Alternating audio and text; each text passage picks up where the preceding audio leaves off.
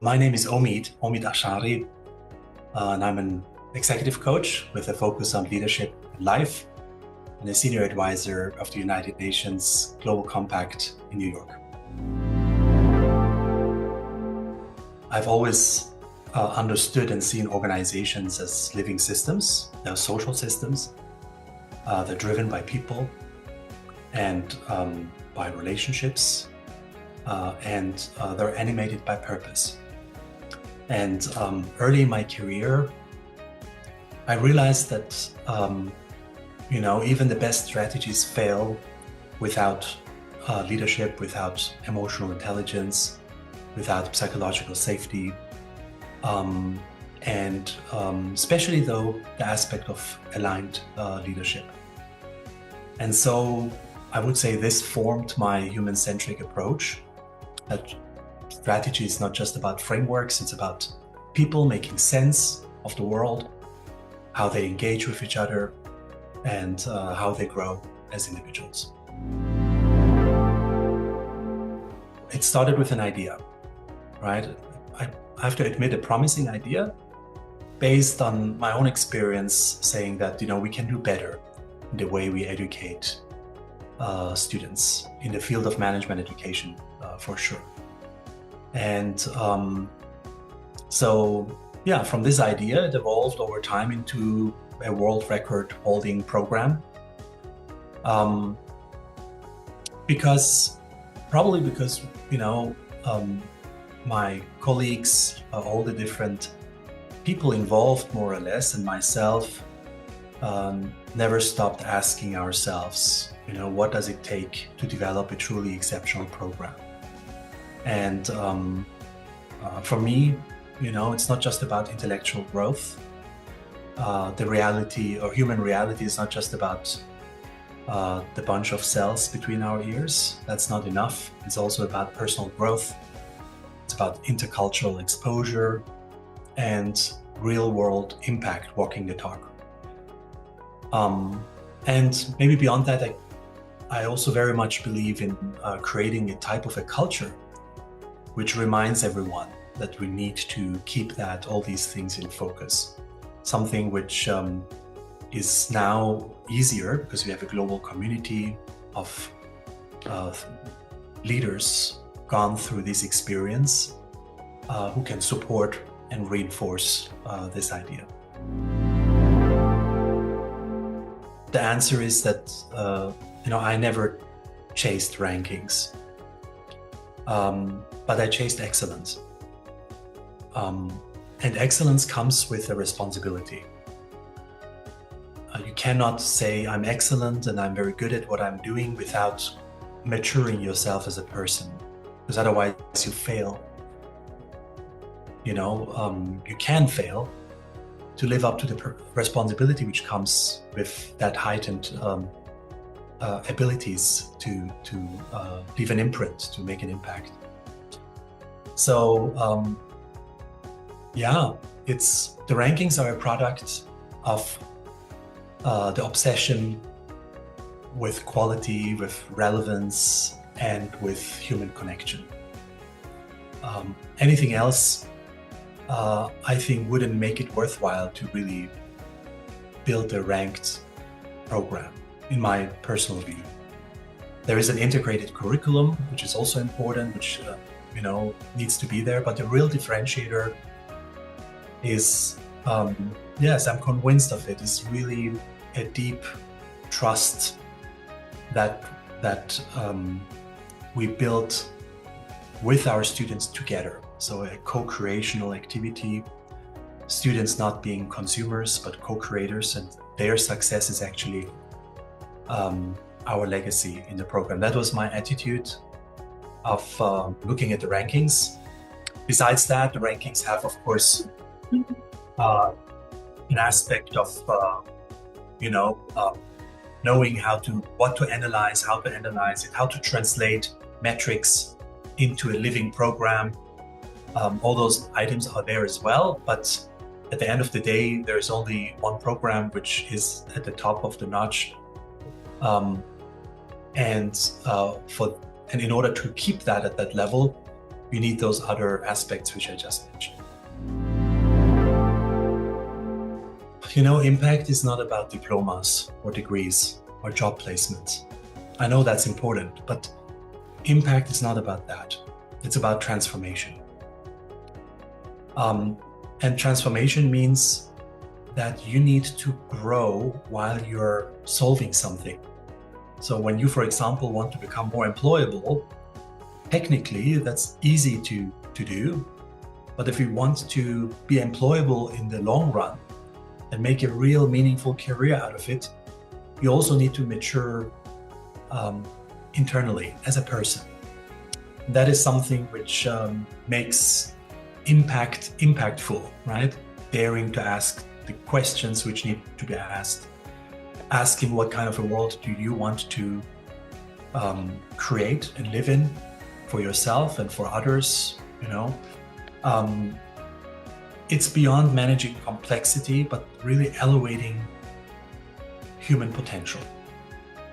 That's something which starts with ourselves.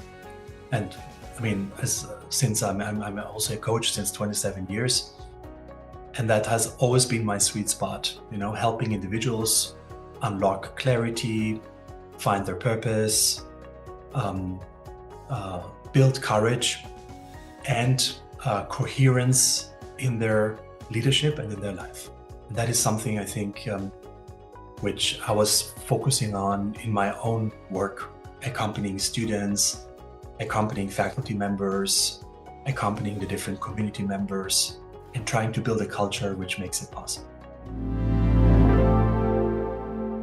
Through my work now at the United Nations, I'm really seeing a lot of different actors, agencies, and interest groups trying to live up to the Sustainable Development Goals.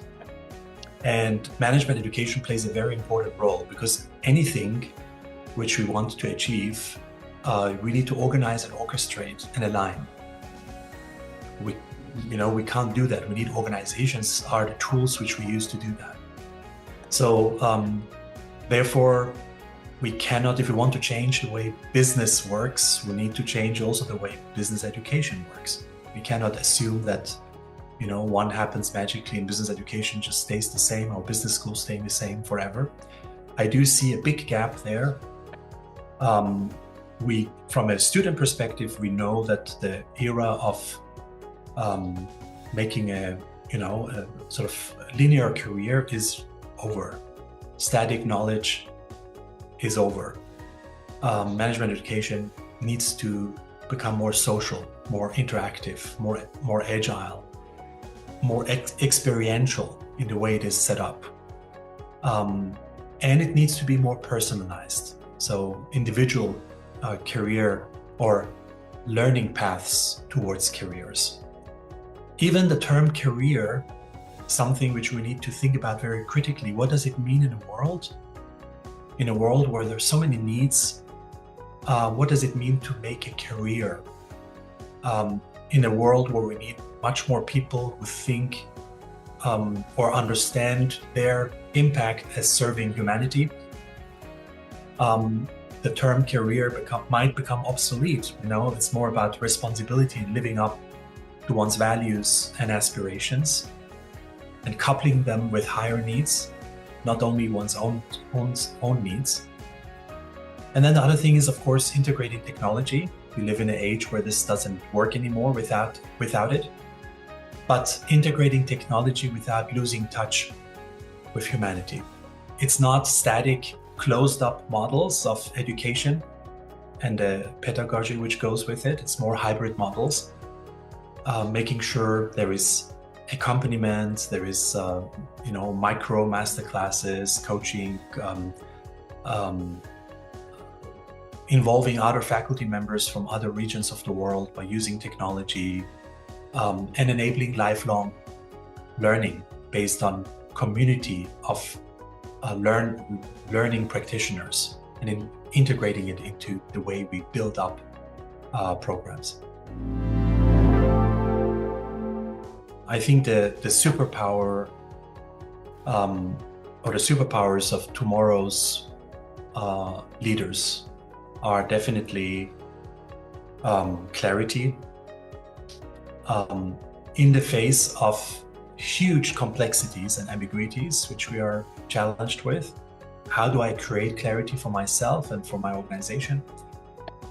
It goes hand in hand also with the topic of inner or self-leadership, as I call it. So I cannot lead or role model the type of organization I want to create and thereby lead without first knowing how I lead myself. Relational intelligence is important in very diverse, virtual, and let's call them fluid contexts. And then systemic thinking or systems thinking in general, which links also to the managing complexity part. But the most important one, I would say, is the courage to choose purpose over ego. We don't lack in the world IQ. There are many intelligent people out there. But what we lack is people who have developed as human beings to an extent that they can defer their ego to the bigger cause to ensure the future ability and viability of the human race and our planet. Excellence is not about, performance metrics purely. It's about meaningful contributions. And we really need to shift from teaching business for profit to business for purpose. It's a total different angle. Do it like that. We need to embed ethics. We need to embed sustainability. We need to embed self-awareness. And business schools better redefine this term excellence and detach themselves from old traditional ideas that excellence is mostly research-driven, seeing their limitations of it, and understanding human reality as something which is much bigger than we are celebrating in our business schools today. So we do need to walk the talk, right? So we cannot just have conversations at conferences about it and clap at each other. We really need to understand what is the responsibility of business schools and its communities in living up to this idea of excellence. And there is no trade-off between excellence and responsibility. They are interdependent. You need both, right? Peter Drucker, whom I had as a mentor, he always used to say management is doing the things right, but leadership is doing the right things. And that needs to be the focus of business schools today, critically rethinking what excellence means and translating it into meaningful environments for students, and an attitude of humbleness themselves to understanding that we are learning about it. It's not, no one is an expert in it yet. We need to learn about it together. I've learned from my students that brilliance comes in different forms and shapes, in unexpected forms and shapes. There is no normed way of it. We have to understand that the spectrum of human existence is so broad and so diverse and so colorful. And if we don't want to see it, then we don't see it, right? So diversity is there always. But if we opt to see it, we'll see it, and then we can make use of it. So this is something which I definitely learned dealing with thousands of students coming from different corners of the world. The students also taught me, to stay humble, to stay curious. And I regard myself a high potential, though I'm a little bit older than the average student. And I always tell my own coachees, you know, I really label them as you're high potentials if you think that you can make changes and impacts in the world beyond of what is known to you today, right? Just because you know a lot doesn't mean most of the things are always unknown to us. So these are the things that I learned from them. Probably the most important thing which I learned is that education is a two-way street. It's true that I always felt like that, but I think interacting with the students taught me and gave me a lot of confirmations that that is the case. It's a co-elevation journey together. My friendly advice in the next generation is don't just master tools, master yourself. Strategy is important, but self-strategy is essential. Know your values, reflect on them, understand your patterns. Why do you do the things you do?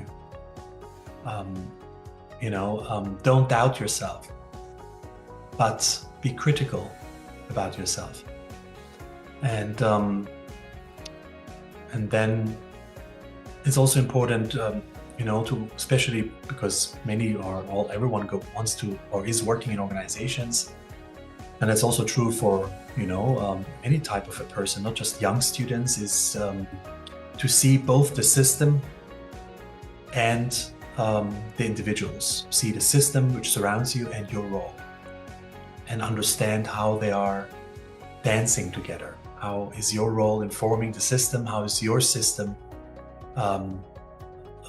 supporting the things which you can bring to the table?